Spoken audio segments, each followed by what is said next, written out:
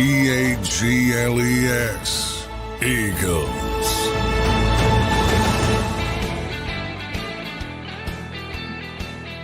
Good morning, everybody. Welcome into a Tuesday edition of Birds 365. It is cut down day, everybody. Another milestone we'll check off the books as we prepare for September 6th down in Sao Paulo, Brazil. Johnny Mack, good morning to you on this Tuesday. How you doing, man? How you doing, man? Yeah, good morning. Obviously busy day. Not the best day for a lot of players around the NFL, but a bunch of them will be brought back. So always remind that to the practice squad. So we'll see how everything shakes out. A lot of names leaked yesterday. The only thing officially official from the Eagles, 4 vested veterans: Will Greer, the quarterback, cornerback Perry Nickerson, edge rusher Julian Okwara, and offensive lineman Max Sharping were all released. They don't have to go through waivers because they're vested. So they're immediately free agents. Obviously, when 1,100 guys hit the open market, it's not the best time to be a free agent. So we'll see if they're able to bring any of those back, because you're allowed to have veterans on the practice squad. Those are the official names. Bunch of unofficial ones. Zach McPherson, unfortunately, that Achilles injury last year, he said goodbye, so that's almost official from his perspective. And let's see what I got. You got to run down the list. At wide receiver, Austin Watkins, Griffin Hebert, that's already been made. Most of these are obvious. Tight end, Kevin Foolish, who got here late. Amari Rogers, who got here late. Obviously, they had already cut C.J. Uzomah as a veteran earlier. Offensive lineman, Gottlieb Aije, Jason Poe, Teron Jackson on the defensive front, P.J. Mustafer as well. Brandon Smith at all-ball linebacker had a pretty good camp. Unfortunately for him, Andre Sam, undrafted free agent safety. Sean Stevens, undrafted corner. Mekhi Gardner, also the Eagles waived, are releasing him off injured reserve after working out an injury settlement with him. So I think that's everything to this point. Still a lot of moves to be made. Those are the more obvious ones. And that's where we are.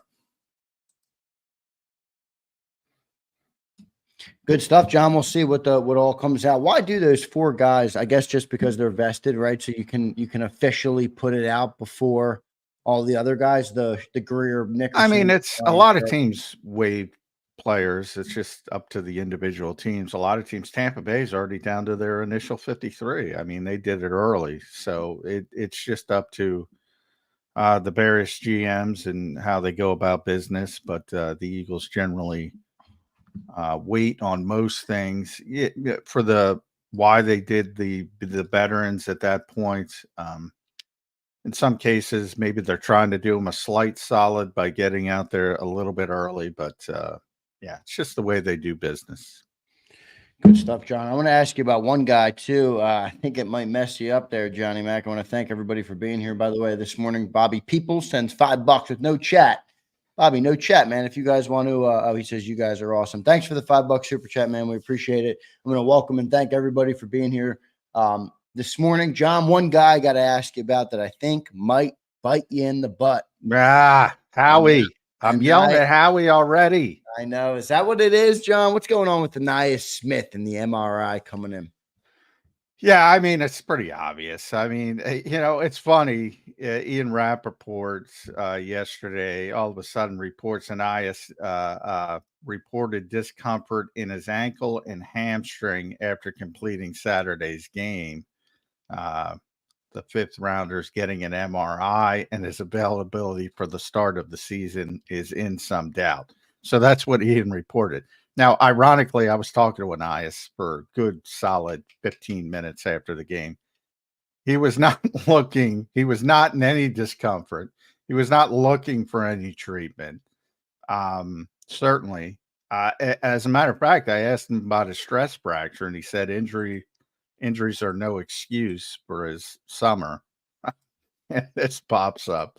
So, you know, I can guarantee this. If ever there's a guarantee that an MRI is not coming back clean, this is it. It's pretty obvious they're going to put Ainias Smith on injured reserve. And yeah, I mean, now part of this, full disclosure, I put Ainias on my 53. So yeah, I'm angry at Howie. But I mean, come on, dude. It's like if anybody has the cachet to cut a fifth round draft pick in this league in the modern environment, it's Howie Roseman. Number one. That's number one. Number two, if you want to keep the guy and stash the guy, understand he needs development. He can't practice when he's on injured reserve. So this is just about saving face. He can't practice. So if you keep him on there for 4 weeks and maybe there's an injury and maybe you kick it down the road that way and maybe he's back on the roster by the 5th game. But then if everybody's healthy, obviously he's not going to be part of it. Then you extend it, and because you can keep saying, oh, he's struggling with this, struggling with that, and this entire time he's not practicing. So this is simply about saving face on a draft pick. And I mean, It seems so simple to everybody that it's a wink, wink, nod, nod type of injury. How do you get away with that? Does the NFL just not really care?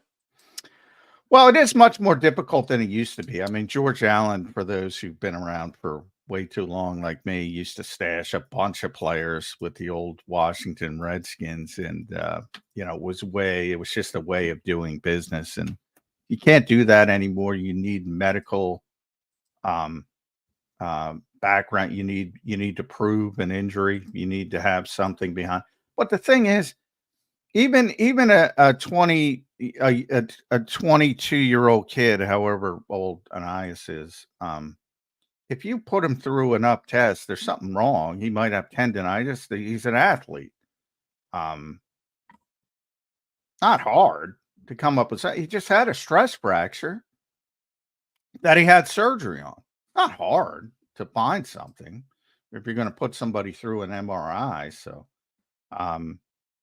So they care, and it's more difficult. You need to substantiate the medical issues, but it's easy to do that. Everybody's got a tweak who's an athlete, and Ainias is no different. But I mean, if you think he's got potential, you want him practicing and you want him developing. He can't practice on injury reserve, so that's my big issue. I'm like, this is about saving face on the draft pick. And you could put him on waivers and maybe he passes through waivers, get him on the practice squad, and he can practice. And if somebody claims him, you're Howie Roseman. You're not getting fired because Ainias Smith didn't work out in Philadelphia. That's my only issue. Well, and it also might cost you, but I bet you it's going to cost more than just you. It might cost a lot of people in the beat reporters who had Ainias Smith on the roster. What's that mean though, Johnny Mack? If Ainias goes to the IR, if we don't know, I guess we don't have that hasn't been confirmed yet. But does that mean Paris Campbell's in? Well, potentially. You could keep an extra corner. You can go a lot of different ways. I mean, I think the assumption is that Paris is going to be in. From most people, is going to be in early in the season because Julian Okwara just got here. Sorry, Julian Okwara. Jahan Dotson, for some reason, I had Julian because he got cut as well. Jahan Dotson just got here. And, is he going to be ready to go? He's got to learn a new offense. He's a very young player. So is he going to be ready to help you against Green Bay or even early in the season? So I think the assumption for most people when they saw it is, Ainias is going injured reserve. That's pretty obvious. And B, yeah, Paris will probably be here to play early in the season and then maybe down the road get released when Jahan Dotson is fully ready to go. Yeah, we'll see what ends up happening there. Speaking of wide receivers, a little non-Eagles news right now, but I do feel the need to hit on it. It's a division rival, and a big move came down the pipe yesterday. Johnny Mack with CeeDee Lamb strikes a big deal. Finally, Jerry Jones pays his wide receiver number one, a deal that averages at around $34 million a year, $100 million guaranteed. Johnny Mack, what'd you think of that deal that came down in Dallas? Yeah, no surprise. I mean, Jerry's an idiot, but he pays his players. I mean, that's the part I've been saying. You know, he pays. He kind of admitted it this year. He likes to keep the Dallas Cowboys in the forefront of the news. And you have all these people talking about the Dallas Cowboys constantly. Like they never lose players they want to keep. Now, the moron part of it is he's got to pay a tax, right? Because he's got to pay more. But he always keeps them. It's almost like he doesn't even care. He's like, I'll take the write-off or whatever. He doesn't care.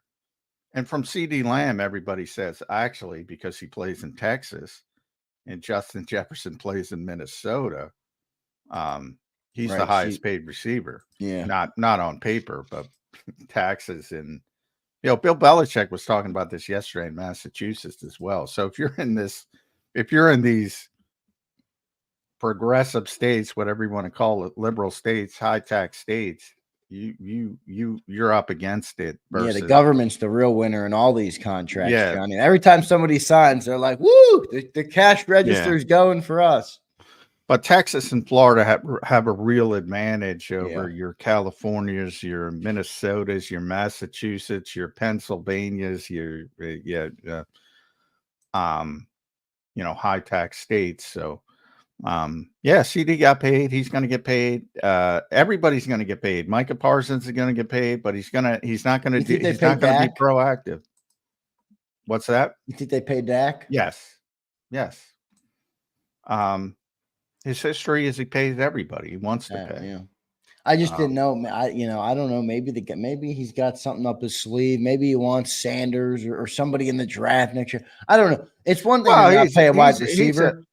To the quarterback? I mean, you're going to go into the year with the quarterback on an expiring contract? I just don't get that. I mean, that is a more difficult question. You want him, obviously, he's going to be the highest paid quarterback of all time when he does sign. Dak Prescott, if he does sign with the Cowboys. It's $72 million a year at this rate for Jerry Jones. And I guess there's a chance he could say, you know what, we're not going to win with this guy, and maybe does draft somebody or wants to go about it that way. And Deion Sanders, that lunatic, by the way, we should spend it.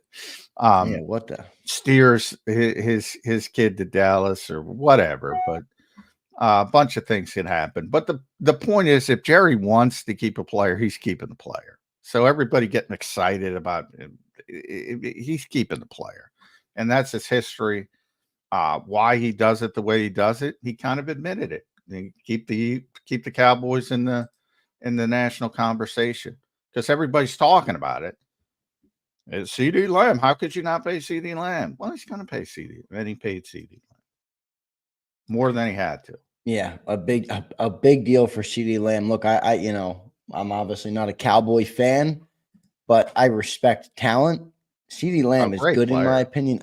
I do not see him as a Justin Jefferson type. I don't even see him as an AJ Brown type. He's a great player. Yeah, he's a great player.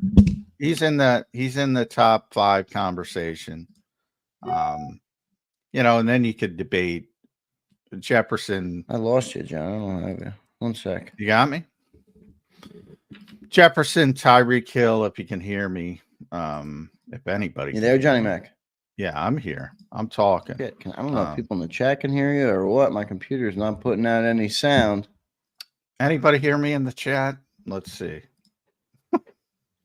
Anyway, 1 second, John. If people can hear, sorry guys, a little business on air right now. Yeah,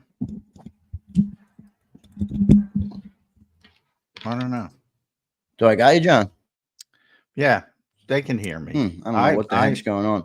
I can't hear John. Let me take John. Let me hit the commercial break. We have Brooks Cabina coming up in about 3 minutes. I got to figure out how to get some audio coming out of this computer. I don't know. Hopefully my speakers didn't just blow out on both of them. I don't know what's going on. The mic, the headphones, none of it's working. So let me get to the break, Johnny Mack.